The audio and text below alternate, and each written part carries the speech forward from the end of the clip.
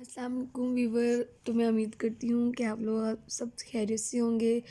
आज हम फिज़िक्स के न्यूमेरिकल करेंगे चैप्टर नंबर 5 के। चलो स्टार्ट करते हैं।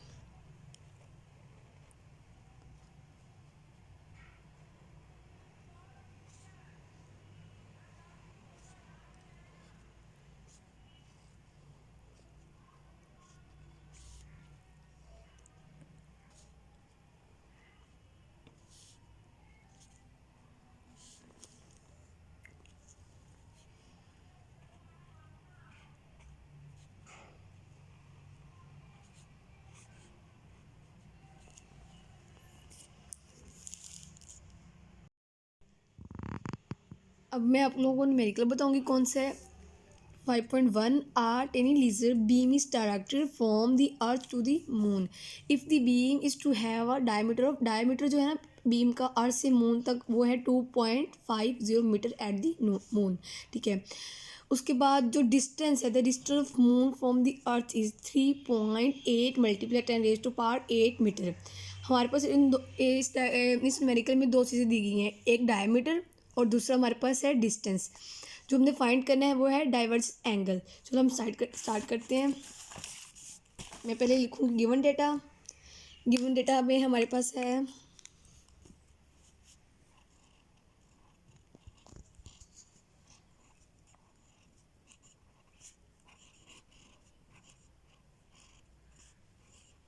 Given data diameter of length,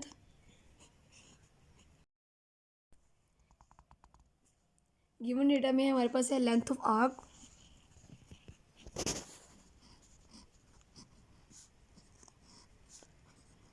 length of arc को हम ऐसे रिप्रेजेंट करते हैं एज इक्वल टू 2.50 मीटर। ठीक है। सेकंड में हमारे पास है distance from moon to the earth. Distance जिस लिखेंगे हम, डिस्टेंस को हम आर से रिप्रेजेंट करते हैं 3.8 मल्टीप्लाई 10⁸ मीटर। उसके बाद टू फाइंड यानी कि जो हमने फाइंड करना है मालूम करना है वो हमारे पास है divergence angle.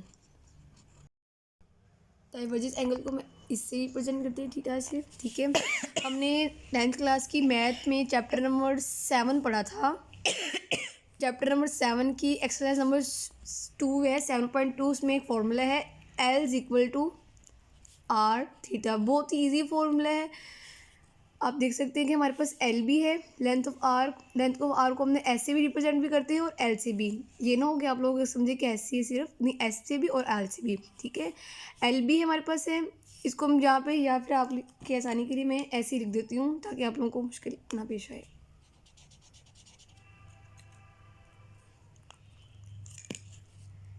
As equal to R theta. ऐसा हमारे पास से आर है और हमने क्या फाइंड करना है थीटा। पहले हम लिखेंगे एस, हमें जो फाइंड करना है वो आर है, सॉरी थीटा है वो उधर रहने देंगे और आर को हम इधर नीचे ले आएंगे क्योंकि जो मल्टीप्लाई हो रहे हैं वो नीचे जाके डिवाइड हो जाते हैं, ये ऐसे और ये थीटा। ठीक है। अब हम वैल्यू पुट करेंगे, पुटिंग वैल्यू मीन कीमती, पुटिंग दर्ज करेंगे। ठीक है। एस है हमारे पास 2.50 मीटर डिवाइडेड बाय आर की वैल्यू है 3.8 मल्टीप्लाई 10⁸ ठीक है। उसके बाद ये इक्वल है इसके थीटा के, इसको हम कैलकुलेटर से डिवाइड करेंगे। मैं आपको डिवाइड करके दिखाऊंगी। पहले जो है 2. ये नज़र नहीं आ रहा, देखिए ऐसे 2.50 डिवाइडेड बाय 3.8। ये जो 10⁸ है ना, इसका मतलब होता है एक्सपोनेंट। यहाँ पे एक एक्सपोनेंट EXP आपको नज़र आ रहा होगा, इसको हम दबाएंगे एक्सपोनेंट। उसके बाद कितनी पावर है 8। अगर 8 है तो 8 लिखेंगे, अगर 9 है तो 9, जो मतलब डिफरेंस पावर है वो लिख सकते हैं। मेरे पास तो 8 है तो मैं इसलिए 8 लिखूँगी क्योंकि न्यूमेरिकल्स में उन्होंने 8 दी थी हमें 8। फिर हम इसका यहाँ पे इक्वल का यहाँ पे है ना साइन, इसको हम करेंगे ऐसे। आप देख रहे होंगे कि 6.57 समथिंग आ गया है और मल्टीप्लाई 10⁻⁻9 6 पॉइंट अगर तो 7 है तो ये राउंड ऑफ हो जाएगा। अगर 5 से कम होता तो राउंड ऑफ नहीं होना था, ये ऐसे लिखा जाएगा क्योंकि अब 5 है उसके बाद 7 है, बहुत मतलब कि बड़ा हिंस है, तो इसलिए हम दिखाऊंगी। पहले जो है 2 पॉइंट, ये नज़र नहीं आ रहा, देखिए ऐसे 2.50 डिवाइडेड बाई 3.8, ये जो 10⁻8 है ना, इसका मतलब होता है एक्सपोनेंट। यहाँ पे एक एक्सपोनेंट EXP आपको नज़र आ रहा होगा, इसको हम दबाएंगे एक्सपोनेंट, उसके बाद कितनी पावर है 8। अगर 8 है तो 8 लिखेंगे, अगर 9 है तो 9, जो मतलब डिफरेंस पावर है वो लिख सकते हैं। मेरे पास तो 8 है तो मैं इसलिए 8 लिखूँगी क्योंकि न्यूमेरिकल्स में उन्होंने 8 दी थी हमें 8। फिर हम इसका यहाँ पे इक्वल का यहाँ पे है ना साइन, इसको हम करेंगे ऐसे। आप देख रहे होंगे कि 6.57 समथिंग आ गया है और मल्टीप्लाई 10⁻⁻9 6 पॉइंट अगर तो 7 है तो ये राउंड ऑफ हो जाएगा। अगर 5 से कम होता तो राउंड ऑफ नहीं होना था, ये ऐसे लिखा जाएगा क्योंकि अब 5 है उसके बाद 7 है, बहुत मतलब कि बड़ा हिंस है, तो इसलिए मैं आपको डिवाइड करके दिखाऊंगी। पहले जो है 2 पॉइंट, ये नज़र नहीं आ रहा, देखिए ऐसे 2.50 डिवाइडेड बाई 3.8, ये जो 10⁻8 है ना, इसका मतलब होता है एक्सपोनेंट। यहाँ पे एक एक्सपोनेंट EXP आपको नज़र आ रहा होगा, इसको हम दबाएंगे एक्सपोनेंट, उसके बाद कितनी पावर है 8। अगर 8 है तो 8 लिखेंगे, अगर 9 है तो 9, जो मतलब डिफरेंस पावर है वो लिख सकते हैं। मेरे पास तो 8 है तो मैं इसलिए 8 लिखूँगी क्योंकि न्यूमेरिकल्स में उन्होंने 8 दी थी हमें 8। फिर हम इसका यहाँ पे इक्वल का यहाँ पे है ना साइन, इसको हम करेंगे ऐसे।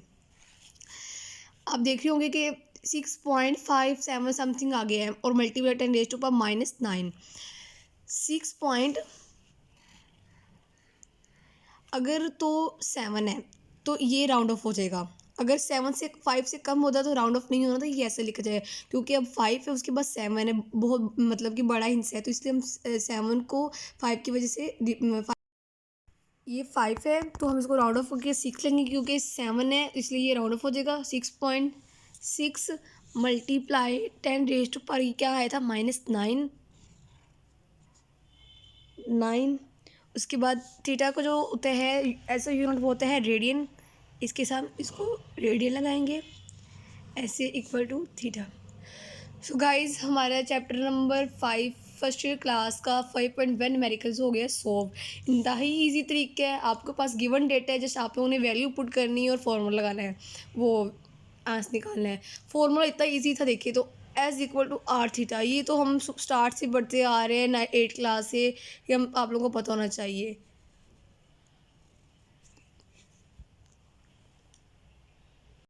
उम्मीद करती हूँ कि आप लोगों को मेरी वीडियो पसंद आई होगी। दुआओं में याद रखिएगा और अल्लाह हाफिज़।